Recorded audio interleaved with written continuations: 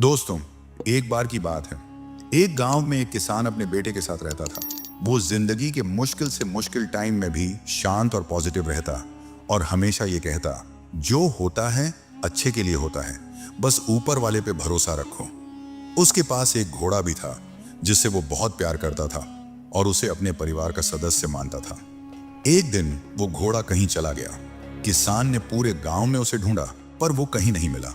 सभी गांव वाले इकट्ठा होकर किसान के पास गए और दुख जताते हुए बोले, आपका घोड़ा खो गया, ये बहुत बुरा हुआ, आप बहुत बदकिस्मत हैं। इस पर किसान ने मुस्कुराते हुए कहा, भले ही मेरा घोड़ा खो गया है, पर जो होता है अच्छे के लिए होता है।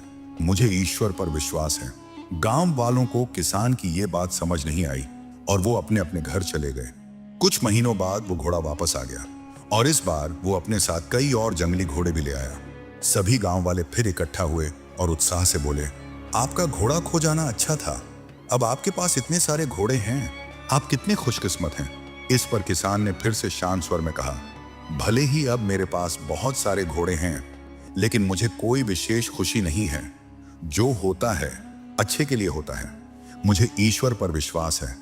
गांव वालों को किसान की यह बात फिर से समझ नहीं आई और वो अपने अपने घर चले गए। कुछ समय बाद किसान के बेटे ने घुड़सवारी सीखना शुरू किया, लेकिन एक दिन वो घोड़े से नीचे गिर गया और उसकी टांग टूट गई। सभी गांव वाले फिर इकट्ठा हुए और अफसोस जताते हुए बोले, शायद इतने सारे घोड़े मिलना अच्छा नहीं था। अगर ये घोड़े नहीं होते तो आपके बेटे की टांग न टूटती। आप बहुत बदकिस्मत हैं। किसान ने फिर वही बात कही, भले ही मेरे बेटे की टांग टूट गई है, पर जो होता है अच्छे के लिए होता है। मुझे ईश्वर पर विश्वास है। गांव वालों को किसान की ये बात फिर समझ नहीं आई और वो अपने अपने घर चले गए। कुछ समय बाद राज्य पर हमला हो गया। राजा की सेना कम पड़ने लगी, इसलिए सभी जवान लड़कों को सेना में भर्ती किया जाने लगा। लेकिन किसान का बेटा युद्ध में जाने से बच गया क्योंकि वह घायल था। सभी गांव वाले फिर इकट्ठा हुए और भावुक होकर बोले, आपका बेटा युद्ध में जाने से बच गया, आप कितने खुशकिस्मत हैं। पर हम सब बहुत दुखी हैं क्योंकि हमारे बेटे युद्ध में चले गए। हमें नहीं पता वो वापस आएंगे भी या नहीं।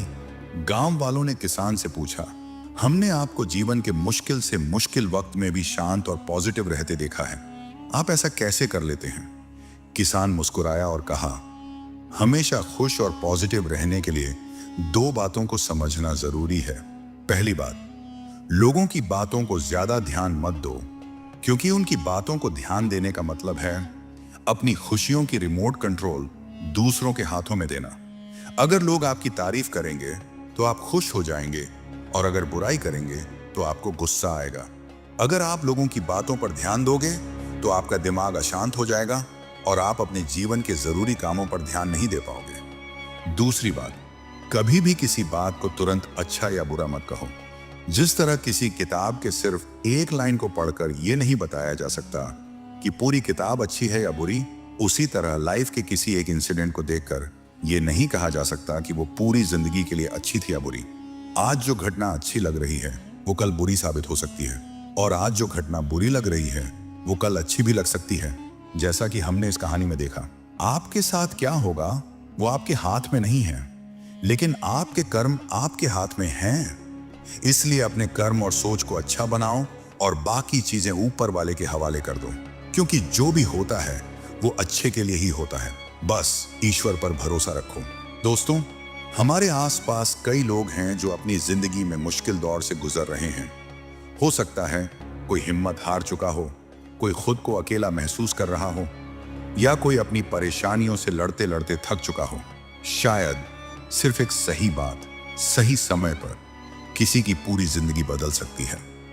अगर आपको यह कहानी पसंद आई और इससे आपको प्रेरणा मिली तो इसे जरूर शेयर करें। क्या पता आपका एक शेयर किसी के जीवन में रोशनी ले आए, किसी को उम्मीद दे दे या किसी को फिर से मुस्कुराने की वजह मिल जाए। शुक्रिया दोस्तों, मिलते हैं अगली वीडियो में।